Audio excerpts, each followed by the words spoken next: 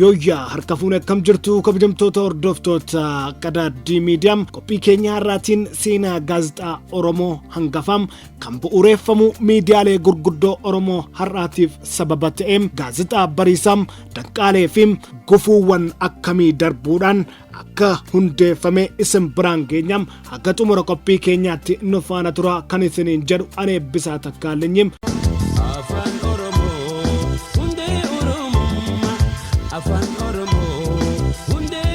Qophii Qadaadii show keenya irraatiin immoo seenaa bu'uureffamuu gaazexaa Bariisaa gaazexaa akka afaan Oromootti tokkoffaa ta'ee fi bu'uura guddaa miidiyaalee Oromoo yeroo ammaa jiraniif kaa'ee isin biraan keenya qophicha qopheessuudhaan kan isin biraan ga'u ani Bariisaa Takkaalinyiiti. Gamarumaan kanneen YouTube keenyaaf haarawaa taatan subscribe gochuudhaan maatii nuuf ta'atii nutti dabalamaa. Qophiilee keenya barsiisuuf bashannansiisoo illee qooda isiniin jenna. Hiriyoota keessan akka qaqqabuuf share gochuun dagatina.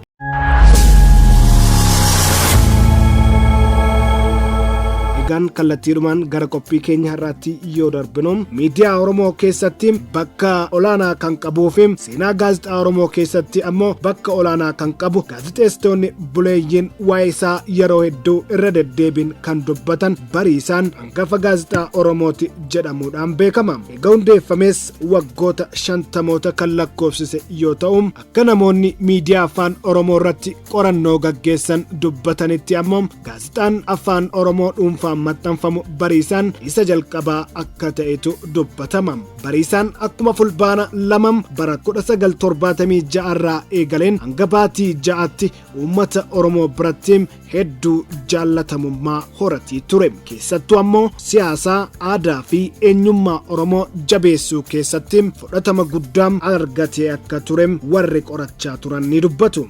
Ta'uutii malee eegan erga ji'a 6 walitti aansuudhaan maxxanfamee raabsamaa tureetiin boodatti mootummaan of jala galfachuudhaan akka dhimma propagaandaa ofiif isa fayyadutti itti fayyadamuu akka eegalee ture ragooleen qorannoo garaagaraa miidiyaa afaan Oromoo irratti taasifaman ni mul'isu. Qorannoon mata duree afaan Oromoo Mass Media Challenges and Prospects jedhu akka calaqqisiisutti Yuunivarsiitii Finfinneetti kaadhimamaa Doktara Nutman Aliyyi akka seenaa ka'umsa gaarii qabuuf gaazexaan Bariisaa yeroo ammaa kanatti du'eera jechuun akka danda'amutti kaasanii jiru. Seenaa dheeraa qabuu fi baay'ina saba tajaajiluu qabuutiin wal bira qabamee yommutti ilaalamutti gaazexaan Bariisaa xiyyeeffannaa addaa akka itti kennamuu qabu dubbatu. Haa ta'uutii eegan seenaa dheeraa qabuu fi baay'ina saba tajaajiluutiin wal bira qabameetiin yoo madaalame gaazexaan xiyyeeffannaa addaa itti kennuun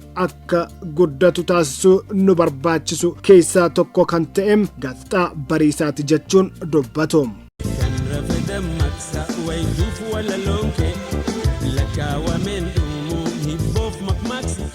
BBC afaan Oromoo namoota hundeessan keessaa gaazexeessaa Ibraahim Hajji Alii gama isaatiin ammoo haala jalqabbii gaazexachaa yeroo gaafatamutti akkana jechuun deebii kennee ture.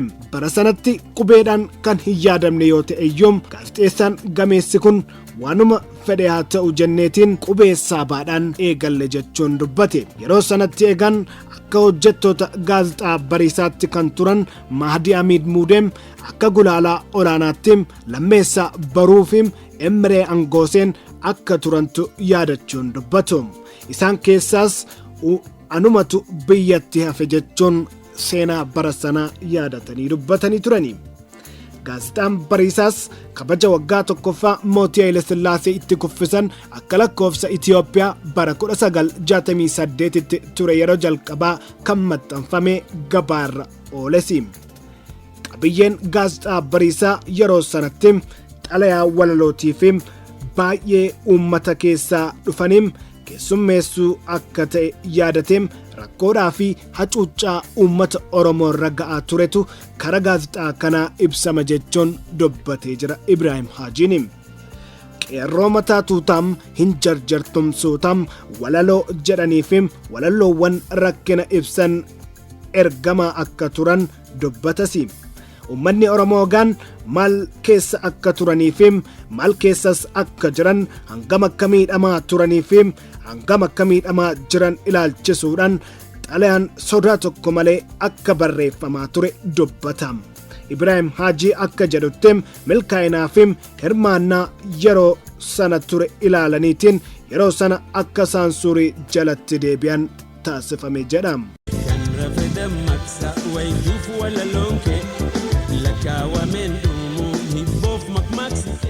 Akka lakkoofsa Itoophiyaa bara 1969 irraa kaasuudhaanis mootummaa jala galeetiin pireesiidhaan maxxanfamuu eegale.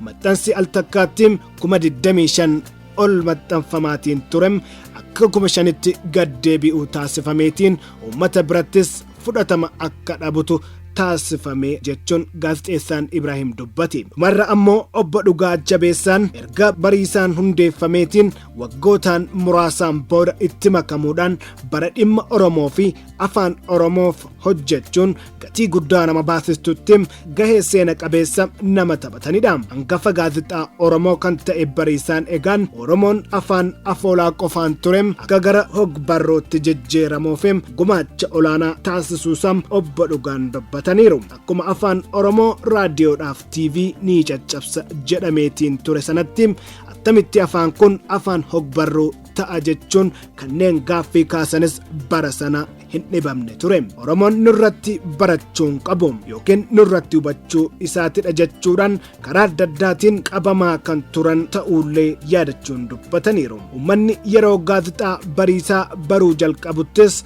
kutaalee Oromiyaa garagaraa keessatti akka isaan qaqqabuudhaaf gaafataa akka turanis kan yaadatan. Dhiibbaan guddaan garuu karaa mootummaa fi namoota afaan Oromoo akka guddatu hin jaallanneen irra geessifamaa akka turetu dubbatu. Obbo Dhugaan yeroo tokkotti baay'inni gaazexaa Bariisaa maxxanfamuun 25,000 ga'ee akka ture yeroo dubbatan uummata biras garuu akka gahan turre hubachuu danda'anii jiru. Isaan kutaa biyyattiitti ergama jedhanii kan yaadan odeeffannoo gaafa dhaga'anitti kun hunduu uummata bira ga'uudhaa mannaa gama magaalaa Finfinnee keessatti gurgurameetiin namoonni abbootii qabeenyaa bara sanaa turanii Oromoota bira hin gahin jechuudhaan jumlaadhaan bitatanii markaatootti hambisuudhaan meeshaalee yookaan shaqaxa ittiin maranii akka gurguramu taasisaa turanii jiru. Quuqama qabaniinis akka dhuunfaatti kutaalee Oromiyaa garagaraa irra deemuudhaan ifaajaa akka turanii fi warra dhimmi isaan ilaallatuttis dhiyeessanis maaltu isin galche kastiin jedhames dubbatanii jiru. Sana irraa jalqabuudhaanis kan koppii 25,000 ture gara koppii 10,000tti gadi bu'e. Boodarra ammoo gara 5,000tti achirraas wal duraa duubaan gara 3,000tti haala nama gaddisiisuun gadi bu'e jechuudhaan obbo Dhugaan yaada isaanii kennanii turani.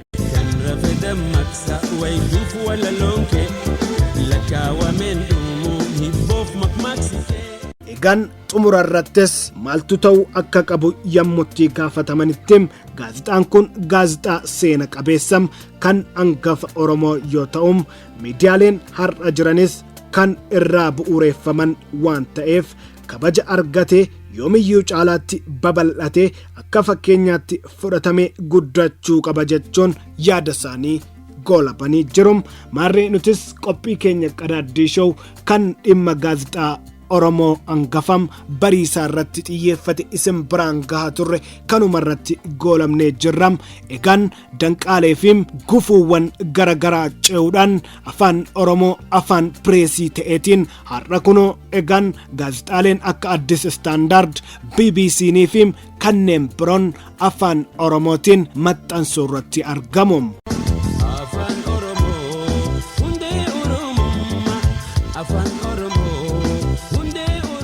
Kanaaf egaan bu'uura gaazexeessitoonni hangafaa duraanii ka'an kanneen akka obbo Dhugaafaan ga'eessan afaan Oromoo guddisuu keessatti taphatan bakka bu'iinsa hin qabne waan ta'eef seenaan yoomiyyuu isin yaadata jechaanii afaan Oromoo guddisuudhaan gama miidiyaaleetiin kanneen amma gaazexeessummaa hojjechaa jiranii fi abbootiin qabeenyaa miidiyaa garagaraa afaan Oromoof hogbarruu Oromoo guddisuu keessatti gahee isinirraa eegamuun bahadhaa isiniin jechuun dhaamsa keenya har'aa yoo taatu qophicha qopheessuudhaan kan simbiraan ga'e ani Eebbisaa Takkaalinyiitiin maddeen marsariitii hawaasaa garaagaraa wabeeffanneeti qophiin keenya yoo jaallattan hiriyoota keessaniif nuuf qoodam ammallee kanneen sabiskiraayib hin godhin jirtan sabiskiraayib gochuun maatii nuuf ta'aatii gara Qadaaddii Miidiyaatti dabalamam.